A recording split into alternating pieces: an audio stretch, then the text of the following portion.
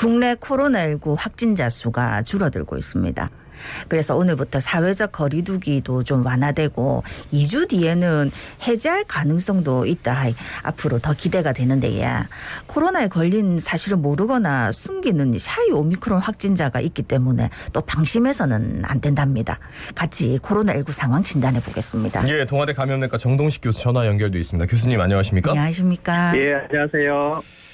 교수님하고 이렇게 매주 코로나 상황을 살핀 게 거의 2년여가 넘어가는데 네. 이제는 조금 뭔가 새로운 기점이 된 것 같아서 좀 원만하게 좀 줄어들고 있는 것 같은데 확실하게 좀 느껴지시는지 전문가의 의견을 좀 여쭙고 싶습니다. 네, 뭐 사실 그런 확산세가 이제 정점을 찍고 감소하고 있는 거는 확연히 느껴지는 것 같고요. 예. 근데 뭐 제가 근무하고 있는 게 이제 대학병원이고, 그렇죠. 위중증 환자를 저희가 치료를 담당을 하고 있다 보니까 지금 확진자 수는 감소하는데 아직 위중증 환자들로 인해서 저희가 치료하는데 아직도 힘들게 이렇게 하고는 있습니다. 하지만 이 위중증 환자 수도 곧 떨어질 것 같은데요. 지금 현재 보면은 전국적으로 보면 신규 확진자 수가 이렇게 감소는 하는데 확실하게 이렇게 빨리 떨어지질 않는데 이게 아마 BA2 오미크론, 즉 스텔스 오미크론 영향이 좀 있는 것 같거든요. 그래서 보통 화요일 올라갔다가 수목금 지나면서는 서서히 떨어지는 이런 톱니바퀴 모양을 하고 있는데요. 3월 22일 화요일 날에 전국적으로 보면 49만 명이었는데 그 다음 주 3월 29일은 42만 명 정도로 7만 명 정도가 줄었습니다. 그래서 아마 전국적으로 이번 주 화요일에도 30만 명대로 떨어지지 않을까 예상이 되고요. 감소세가 확실히 이어지고 있는데 부산에서 확실히 감소하고 있는 추세가 확실히 명확합니다. 그래서 3월 17일 날에 우리가 부산이 이제 신규 확진자 수가 4만 2천으로 정점을 찍었는데 이후에 3월 23일에 2만 6천, 29일에 19,000대 보이다가 어제는 이제 9,000, 드디어 10,000명 아래로 떨어졌는데 이게 거의 2월말 수준으로 떨어졌거든요. 그래서 계속 이런 감소 추세로 이어지지 않을까 예상이 됩니다. 아까 말씀 중에도 나오기는 했는데 근데 이제 이 오미크론 확산세는 감소 추세긴 한데 지금 위중증 환자가 계속 그냥 1,000명대인 것 같더라고요. 이 부분은 어떻게 봐야 될까요? 대개는 우리가 이제 확진자가 증가가 되면은 한 1, 2주 뒤면은 위중증이나 사망자 수가 이제 뒤이어서 증가를 하게 되거든요. 그렇다면 우리가 3월 17일 날 이제 신규 확진자 수가 정점을 찍었으니까 결국은 지금은 이제 2주가 좀 지난 상황이라서 이 중증 위중증이나 사망자 수도 조금씩 줄어들지 않을까라고 생각됩니다.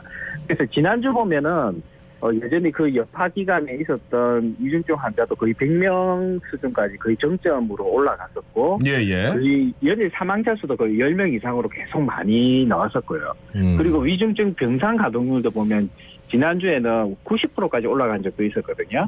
근데 현재는 이제 84.8% 정도로 이제 좀 줄어들었는데 아마 신규 확진자 수가 계속 줄고 있기 때문에 위중증이나 사망자 수도 천천히 계속 줄어들 걸로 보이고 있습니다. 근데 이제 아직은 좀 많이 있기 때문에 의료기관은 좀 힘들어하는 부분이 있긴 있죠.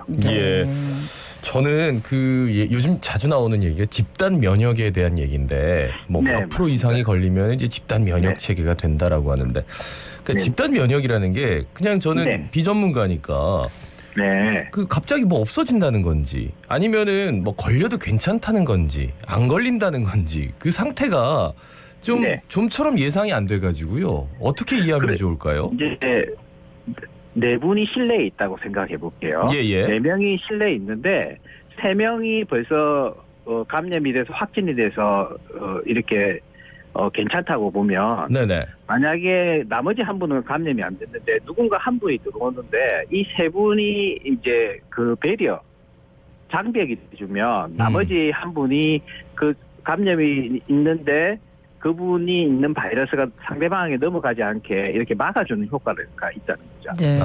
그래서 감염되신 분들이 본인이 감염된 이후에 그 오미크론 바이러스에 면역이 된 상태가 되면 이분을 통해서 이렇게 다른 분으로 전파되는 게 막아주는 방벽 역할을 할 수 있기 때문에 집단 면역이거든요. 지금 보면 지금 뭐 사실 누적 확진자가 1,300만 명 정도 된다는데 우리 인구가 100만 명이라고 하면 거의 27% 30%에 가깝게 이제 확진자가 돼 있지만 사실은 샤이 오미크론이라고 해가지고 검사 안 하신 분들을 고려하면은 지금 거의 감염자가 50% 이상 됐을 거라고 보거든요. 네. 그래서 다른 유럽이나 미국에서도 50% 정도가 되면 거의 확진자가 50% 되면 거의 감소세가 확연히 떨어지는 추세를 보일 수 있다라고 이렇게 데이터들이 나와 있는데 우리나라도 지금 거의 실제적인 감염자는 50% 이상일 거라고 전문가들은 예상을 하고 있습니다. 네. 그렇군요. 아니 그러면은 사실 네. 아직까지 이제 안 걸린 사람 중에 이 샤이 오미크론 확진자들 때문에 옮을 수도 있고 그런 거 아닙니까? 그래서 우리가 이 샤이 오미크론이라는 게 부정적인 요소도 있지만 네. 네네. 또 아주 나쁜 것만은 아니거든요.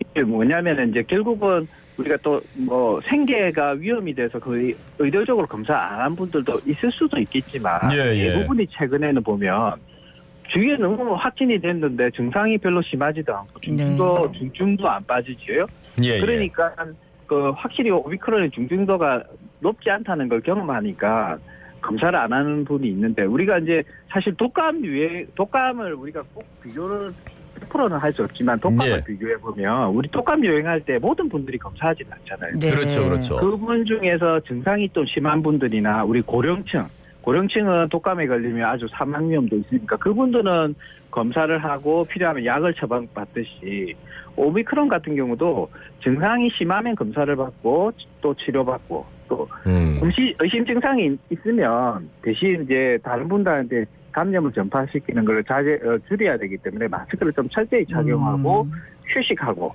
이런 정도로 한다면은 어느 정도 적절하지 않을까라는 생각하는데 단 제가 이제 강조하는 거는 네네. 이 샤이 오미크론이 절대 있어서는 안 되는 그룹이 있습니다. 그 그룹은 위중증 진행이라든지 사망할 확률이 높은 연령대가 60세 이상이거든요. 예.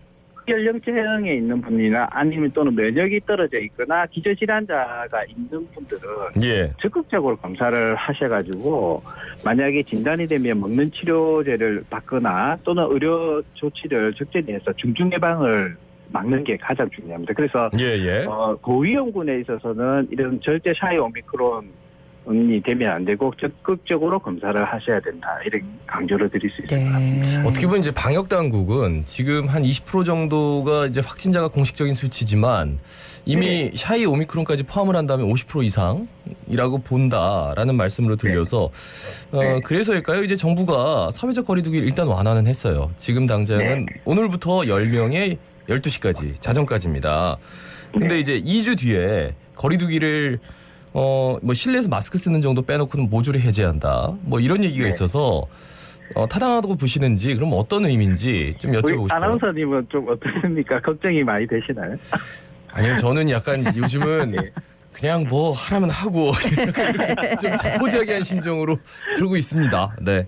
저는 지금 이제 특히 부산의 추세는 부산이 확진자가 많이 나올 경우에 상당히 높이 올라갔었는데 네네. 그 전에 우리가 감염자 수가 다른 시도에 비해서 상당히 그렇게 높지가 않았거든요.